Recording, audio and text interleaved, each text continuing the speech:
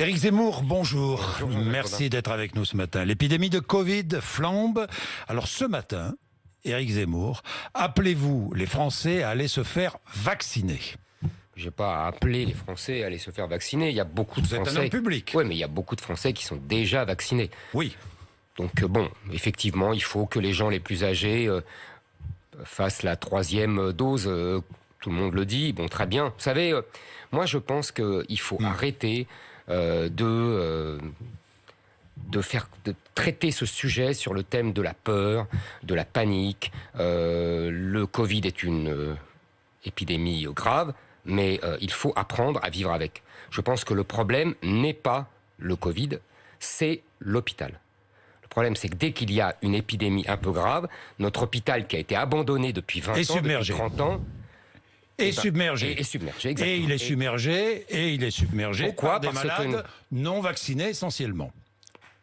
Pas forcément, parce que vous savez très bien, mais vous savez très majoritairement. Vous savez très bien, Jean-Jacques Bourdin, que oui, le vaccin n'empêche pas la contamination, oui, mais qu'il empêche les formes les plus graves. Très oui, bien. Très bien. Pour ça il empêche l'hôpital et la réanimation. La réanimation, exactement. Donc c'est pour ça qu'il faut aller se faire vacciner. Mais si vous voulez, il faut arrêter.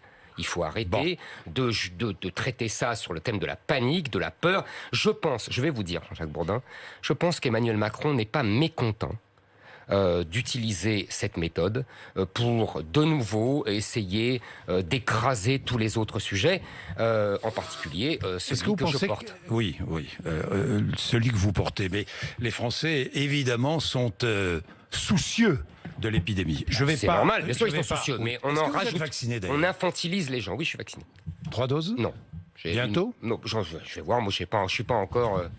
J'ai le temps encore. Mais vous avez le temps, mais vous pouvez. Bien sûr que je peux. Bien. Votre déplacement prévu à Lyon aujourd'hui est annulé. Pourquoi ?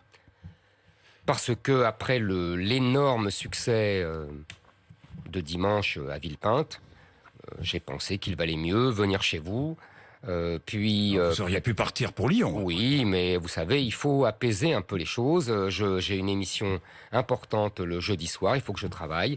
Moi, vous savez, je prépare les choses. Je suis un laborieux. Je travaille. Mon meeting a été un grand succès parce que j'ai beaucoup travaillé. Je suis venu chez vous, puis j'ai une émission. On ne peut pas aller comme ça. Aucune partout, raison de sécurité. Aucune. Non, pas du tout. Non, pas du tout. Non. Bon, d'accord. Est-ce que vous condamnez les violences qui ont eu lieu dimanche ? Mais écoutez, je condamne évidemment toutes les violences. C'est une évidence. Maintenant, il faut bien comprendre ce qui s'est passé. Il y a des gens qui viennent pour faire de la provocation. Ils viennent, ils savent très bien qu'ils vont énerver les gens qui sont là. Ils le font pour ça. Et ils le font pour que les médias disent « Ouh là là, ils sont méchants, les autres sont violents. » Ils n'avaient rien à faire là. Est-ce que vous savez pourquoi le meeting de Jean-Luc Mélenchon, qui était en même temps que le mien, s'est bien passé ? Je vais vous répondre. C'est parce que les gens qui me soutiennent ne vont pas déranger les meetings de Jean-Luc Mélenchon. Imaginez 10 types qui seraient venus avec un t-shirt « Non à l'islamo-gauchisme », comment ils auraient été reçus ? Voilà, donc il faut arrêter avec ça. Ce sont des gens qui utilisent les gens d'SOS Racisme. Je pense que là, si vous voulez, vous savez, ce sont des chiens truffiers des subventions, ces gens-là. Donc, ils se font bien voir pour toucher les prochaines subventions. Ce sont des provocateurs. Je pense que les médias ont une responsabilité, c'est d'arrêter d'être les relais complaisants de ces provocateurs. Vous n'y êtes pour rien. Non, moi je ne suis pour rien. Vous ne vous sentez en rien responsable. Ah non, je me sens en rien responsable. Ces gens-là n'avaient pas à être là. De la violence. Mais qui provoque la violence ? Qui provoque la violence ? C'est la bonne question. Qui provoque la violence ? Ces gens-là n'avaient pas à être là. Ils le savaient très bien qu'il y aurait des colères. Éric Zemmour, on va voir à travers les mots employés. Qui provoque la violence ? Éric Zemmour. Ça ne se reproduira plus ? Mais si ces gens ne viennent pas, ça ne se reproduira plus, non ? Vous serez capable de faire régner l'ordre ? Mais je suis candidat pour faire régner l'ordre. Oui, parce que justement, l'ordre ne règne plus en France. C'est justement la raison pour laquelle je vous pose la question. L'ordre ne règne plus en France. L'ordre ne règne plus en France. Il y a il ne règne plus à Villepinte non plus. Non, c'est pas vrai ça. Ça, c'est pas vrai. Et on l'a vu dimanche. Pourquoi vous parlez de ces violences-là et vous ne parlez pas de la violence que j'ai subie moi ? Pourquoi les médias ne disent pas que j'ai été agressé ? Voilà. devrait le dire aussi. Les médias l'ont dit. Oui, Alors, moins que les autres. Alors, j'ai relu votre discours. Oui. Et je l'ai relu attentivement. D'ailleurs, toute vous cette remercie. interview sera axée sur votre discours. Les Je vous juges remercie sont... au moins de parler du fond. Et je vous cite, les juges sont aux ordres. La meute est lancée à mes trousses. Je dis bien la meute. Hein, contre moi, tout est permis. Nous sommes de nouveaux braves prêts à se battre pour la France. Mais qui vous menace ? Qui aujourd'hui vous menace ? Mais- Les journalistes ? Les Jacques juges ? Bourdin, qui me menace, moi? Oui, Écoutez, j'estime oui. que je suis la cible privilégiée du système. Du système, la cible. Personne n'est traité, aucun candidat n'est traité comme Personne moi. n'a eu autant d'antennes Aucun- à la radio et à la télévision mais- depuis septembre Mais, que mais vous. parce que mon discours, Personne d'autre que mais vous. Jean-Jacques Bourdin, parce que mon discours intéresse les Français et que les médias s'en font le relais. Et Mais- les mais je- médias mais attendez. s'intéressent à votre discours, Oui, Éric pas seulement Zemmour. Jean-Jacques Bourdin. On fouille dans ma vie privée, on m'insulte. J'ai pas dit vous. On m'insulte, on m'invective, on me traite de tous les noms, de fasciste, de nazi, de raciste. Qui est traité comme ça? Personne. Excusez-moi, qui? Quand je n'ai pas des menaces de mort, etc. Est-ce que ces mots-là ne sont pas faits pour agiter, je ne sais pas, une haine, une violence? Est-ce que ces mots-là sont des mots à employer pour calmer les ardeurs de vos supporters, Mais Éric Zemmour? je ne veux pas Vous calmer les ardeurs de mes supporters. Vous êtes journaliste? Je fus journaliste. Oui, oui. Ne reniez pas. Je ne renie pas. J'ai dit je fus. Vous Ça veut êtes pas dire que je le renie. journaliste, vous n'arrêtez pas Mhm. de critiquer la presse. Bien Vous sûr. n'arrêtez pas. Vous, la victime, on dirait du mauvais Trump, non? Mais pas du On tout. dirait, vous, la victime, la Jean-Jacques victime Bourdin. des médias. Oui, Jean-Jacques Vous Bourdin. pratiquez, vous savez ce que vous pratiquez? Oui. Vous pratiquez la dissimulation. C'est-à-dire que vous avez, pendant des années, pratiqué les plateaux télé, rencontré tous les journalistes de la France entière, vous les avez appréciés, vous les avez aimés, et puis tout à coup, voilà que vous les dénoncez. Ça, c'est ce que j'appelle la taquilla. Vous D'accord. savez ce que c'est que la Oui, taquilla? je connais. La C'est dissimulation. la dissimulation. En islam.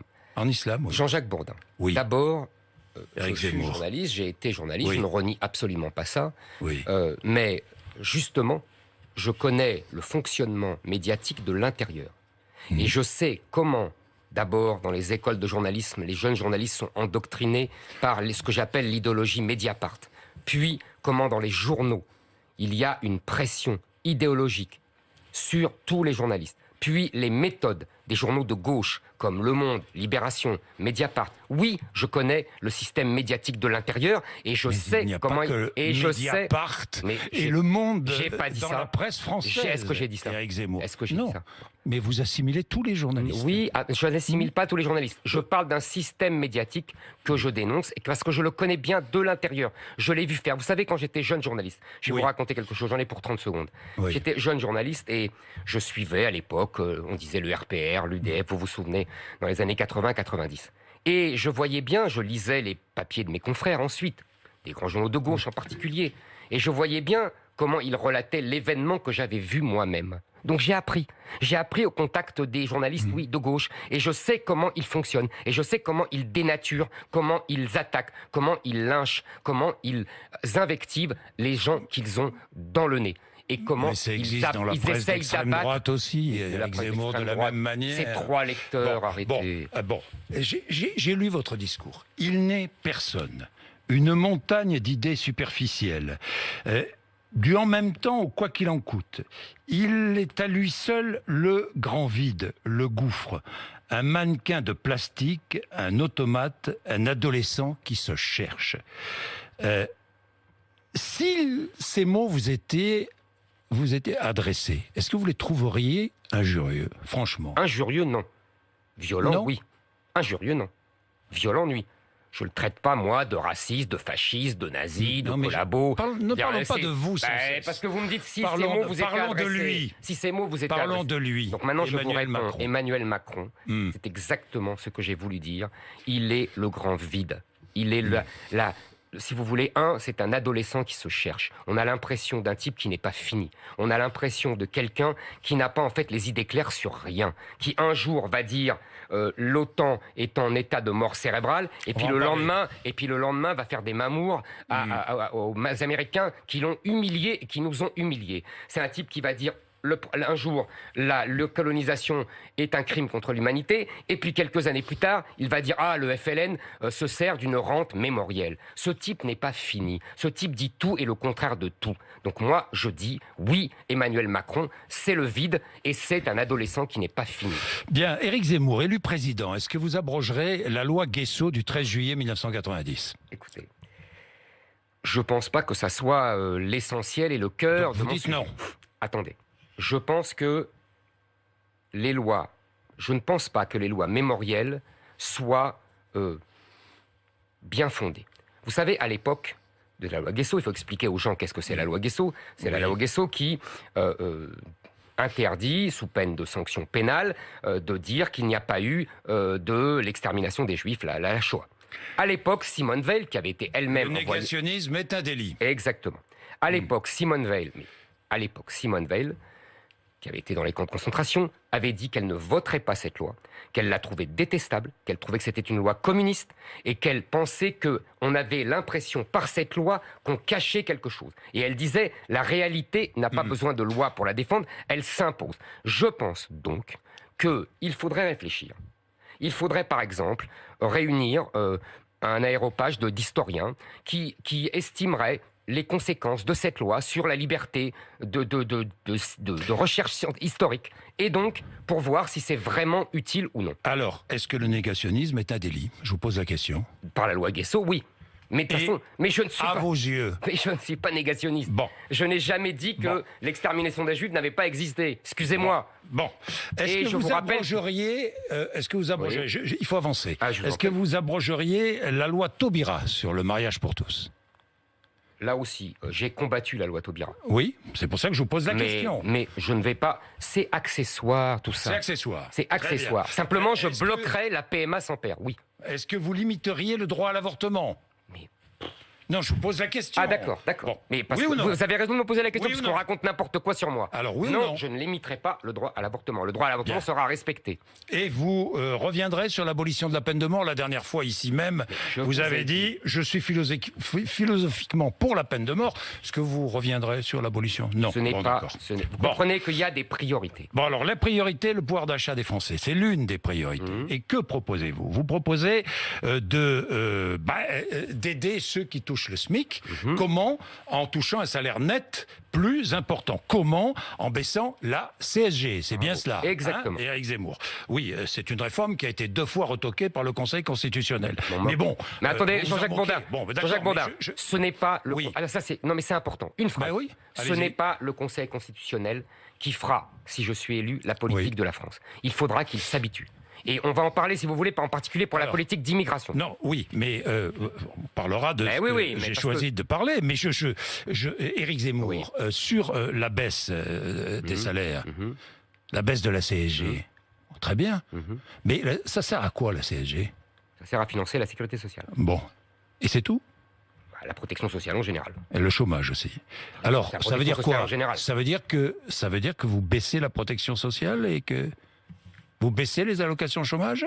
Vous me demandez en clair comment je finance cette mesure. Oui. Bon. Cette mesure, d'après mes équipes, coûtera 15 milliards d'euros. Je précise quand même, parce que vous ne l'avez pas dit, qu'elle rapportera 100 euros par mois aux gens qui touchent le SMIC et 1250 euros, un SMIC entier, une sorte de 13e mois pour ces gens-là. C'est quand même pas négligeable. Comment je le finance, les 15 milliards d'euros ? J'estime qu'il faut réduire les dépenses sociales, qui montent à, je crois, plus de 800 milliards d'euros. 800 milliards d'euros. Donc, c'est vous dire ce que ça coûte. Je pense qu'il ne faut pas réduire la protection sociale des Français, car ils y sont attachés, et j'y suis attaché. Donc, je pense que le problème majeur de la protection sociale aujourd'hui, c'est qu'elle est ouverte au cas de vent, qu'elle est mal gérée par ailleurs, avec les fraudes et tout ça, mais qu'elle est surtout ouverte au cas de vent. Donc, je considère qu'il faut que la solidarité nationale redevienne nationale. C'est-à-dire que la solidarité qui n'est pas contributive, comprenez bien, c'est-à-dire le RSA, les allocations familiales, le minimum vieillesse, les allocations logement, tout cela doit être réservé aux Français. Si on ôte ça, ça rapporte par an 20 milliards d'euros. Donc ma mesure est largement financée. sans réduire la protection sociale des Français. Ça veut dire qu'un étranger immigré qui est venu en France en situation régulière, qui a un travail déclaré, qui est employé à des tâches que les Français ne veulent pas faire. Ça dépend. Ça veut dire, ça dépend tous les jours. Venez ici le matin à 5h du matin, vous verrez. C'est beaucoup plus. Éric Zemmour. C'est un problème géographique. Vous verrez. Oui, d'accord. Pour venir chez vous, il faut être en banlieue. En banlieue, il n'y a plus de Français. Oui, c'est un problème. De souche. Pourquoi ? Parce qu'ils ont été chassés. Pourquoi ? Ils ont été chassés. Parce que sont logés les immigrés. Oui. Les immigrés en situation régulière. Oui, et irrégulière. Qui sont mal payés. Et qui n'ont pas d'autre moyen de se loger que d'être en banlieue. Monsieur Bourdin. Éric Zemmour. Non. Mais si. Non, ils ont chassé les Français de souche et les gens d'immigration italienne. C'est-à-dire que ces hommes et ces femmes qui travaillent dur, qui font des métiers que les Français ne veulent pas faire. Ça dépend encore une fois, ça veut dire que ces hommes et ces femmes qui paient des impôts, qui paient des cotisations sociales, vous parliez de cotisations sociales, n'auront pas les mêmes droits que les Français, même s'ils sont là depuis 3, 4, 5 ans en France ? Non. Je vais vous répondre, monsieur Bourdin. Oui, c'est un choix, laissez-moi répondre. Ils auront les droits que leur contribution leur donne. C'est-à-dire qu'ils cotisent à la sécurité sociale. Laissez-moi finir. Oui. Ils ont cotisé à la sécurité sociale, ils auront le droit à l'assurance maladie, à la retraite, etc. Mais, il y a des dépenses qui ne sont pas contributives, qui ne sont pas assurantielles, qui sont de la solidarité. Celle-là, j'estime qu'elle doit être réservée aux Français. Quand vous ou moi, nous payons des impôts et que par hasard, nous mettons nos enfants dans une école privée, nous payons quand même pour l'école publique. Et ben voilà, on a le droit, on peut payer des impôts pour des choses qui ne vous reviennent pas. Et bien là, c'est la même chose. J'estime que nous devons privilégier les Français. Je comprends pourquoi. Nous devons être généreux avec les Français. Sans aide au logement, ils seront nombreux. Sans aide au logement, ils seront nombreux dans les quartiers les plus difficiles. Bien, Éric Zemmour. Éric Zemmour, baisse des impôts de production, vous proposez, c'est ça, hein ? D'abord, qui les perçoit, ces impôts de production ? Les collectivités locales. Les collectivités locales. Baisse donc des revenus pour les collectivités locales. Absolument. On est bien d'accord. Emmanuel Macron a fait ça pour la taxe d'habitation et il a compensé. Bon. Et donc vous compensez, c'est bien ça. On verra, il y aura des négociations avec les collectivités locales. C'est déjà fait, la baisse. 10 milliards sur 70 milliards. Bah oui, c'est beaucoup. C'est beaucoup, mais je propose beaucoup plus. Cet impôt est injuste. On prend aux entreprises avant même qu'elles aient gagné 1 euro. Et en plus, on leur met des boulets aux pieds. Les Allemands payent 10 milliards d'euros d'impôts de production correspondant, et nous, on est à 70 milliards. Avec la réduction de 10 milliards réclamée et demandée et décidée par le gouvernement, on est loin du compte. Donc je pense qu'il faut encore baisser de 40, 50 milliards. Éric Zemmour, j'ai lu dans votre discours l'assimilation. Soyons clairs, un musulman français doit-il renier sa foi ? Non, c'est pas ça l'assimilation. Bon d'accord. Non, l'assimilation. Vous avez dit. Vous avez dit. Oui. Un musulman devra faire le choix entre l'islam et la France. Oui, parce que... Vous l'avez dit, vous le répétez. Je le répète, mais je vais expliquer. Mais laissez-moi expliquer une minute. Oui, allez-y. L'islam n'est pas seulement une foi. Voilà. N'est pas seulement même une pratique religieuse. C'est un code juridico-politique. C'est même une nation, la Oumma, et une civilisation. Donc, je considère que les musulmans doivent faire le même effort qu'ont fait les juifs et les chrétiens. Donc le choix entre l'islam et la France. C'est-à-dire, laissez-moi finir. Oui. L'islam au sens où je viens de le définir. Oui. C'est-à-dire séparer le temporel du spirituel. Les musulmans ne l'ont jamais fait dans leur histoire. Vous m'entendez, Jean-Jacques Bourdin ? Jamais, depuis le 7e siècle. Donc il faut que les musulmans français, les Français de confession musulmane, le fassent. Donc la foi, évidemment qu'elle est respectée, mais pas le code juridico-politique.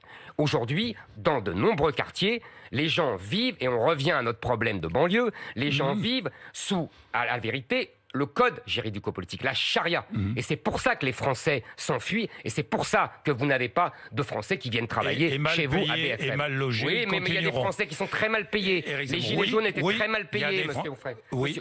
Excusez-moi, monsieur Bourdin. Je vous sens très gilet jaune. Je ne suis pas très gilet jaune. Je comprends les gilets jaunes. J'ai mon ami Jacqueline Moureau qui est avec moi, qui a lancé le mouvement des gilets jaunes. Donc je les comprends, les gilets jaunes. Je ne vais pas démagogiquement dire... Je ne vais pas endosser un gilet jaune. Non, vous vivez dans les beaux quartiers, vous fréquentez les médias et vous tapez à la porte des clubs les plus huppés. Mais mon cher Bourdin, je n'ai pas honte. Oui, Zemmour. Je n'ai pas honte. J'ai grandi en banlieue, j'ai fait des études, j'ai travaillé, donc je n'ai rien volé. Mais Personne ne vous accuse. Alors Pourquoi ne me êtes-vous reprochez toujours pas une d'être victime. Pourquoi vous êtes toujours une victime. Non, je ne suis pas une Vous êtes victime. une victime au de contraire. rien. De rien du tout. De rien du tout. De rien du ça me fait plaisir. Bien Élu sûr. président de la République, quel serait votre premier déplacement? Ah, voilà une bonne question Oui. à laquelle je n'ai pas encore Première réfléchi. rencontre à l'étranger? Je ne sais pas. Vous ne Je savez sais pas? Non.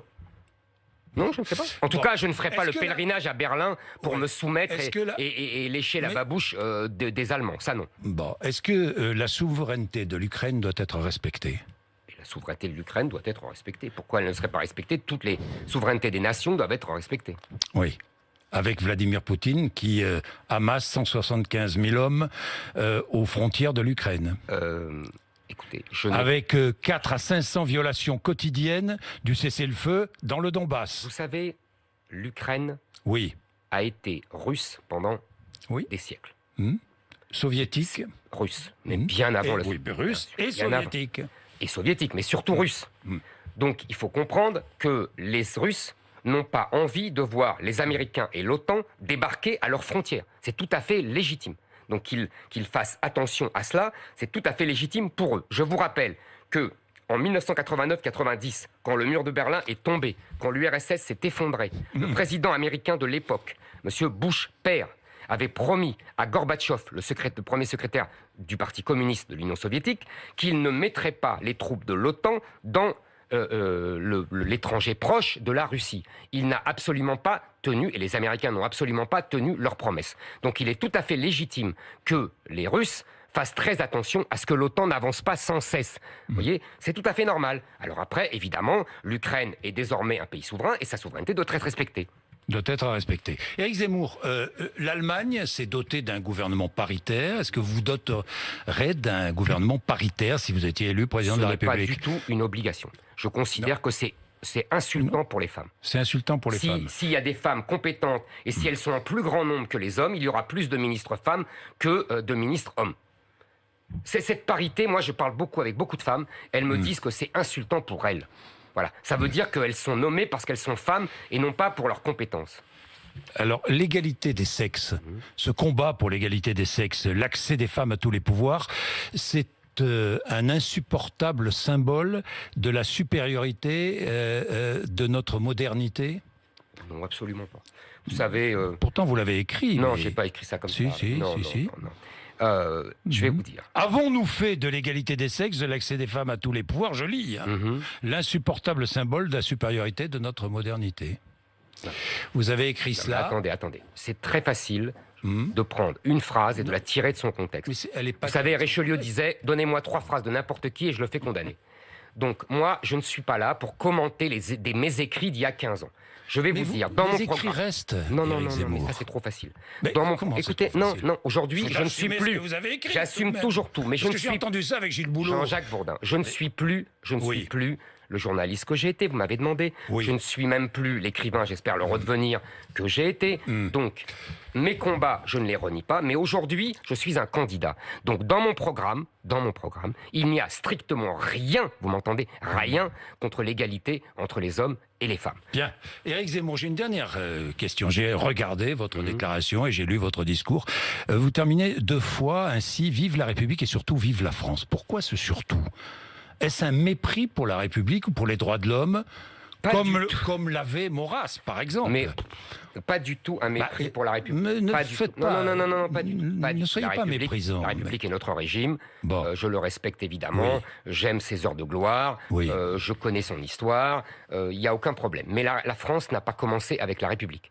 La France a été grande sous la monarchie. La France a vécu pendant 1500 ans sous la monarchie. Oui, La oui. France a vécu sous l'Empire, qui a été Oui. glorieux. Oui. Donc, ce que je défends, moi, ce n'est pas un régime. Il y a des républiques totalitaires. On a connu les républiques communistes. Il y a des républiques islamiques en Iran. Il y a des républiques. La Corée du Nord est une république. Il y a des monarchies Oui. fort démocratiques. Donc, moi, Constitutionnelles, oui. ce que je défends, c'est la France. C'est-à-dire sa grandeur, son esprit, ses mœurs. Et vous ne m'avez pas interrogé là-dessus, et je le regrette. Ah, ça y est. Son identité, bah oui, je tiens Ça à le y est. dire avant de partir. puisque Mais me vous dites que n'avez c'est la fait fin. que parler d'identité et d'immigration depuis des mois. Donc Mais on mon peut cher- aussi changer de sujet. Mais vous avez vu que j'ai Éric répondu à Zemmour, toutes vos ben, questions. heureusement. Et vous Heureusement. savez, c'est intéressant ce que vous dites, vous Oui. avez tout à fait raison. Oui.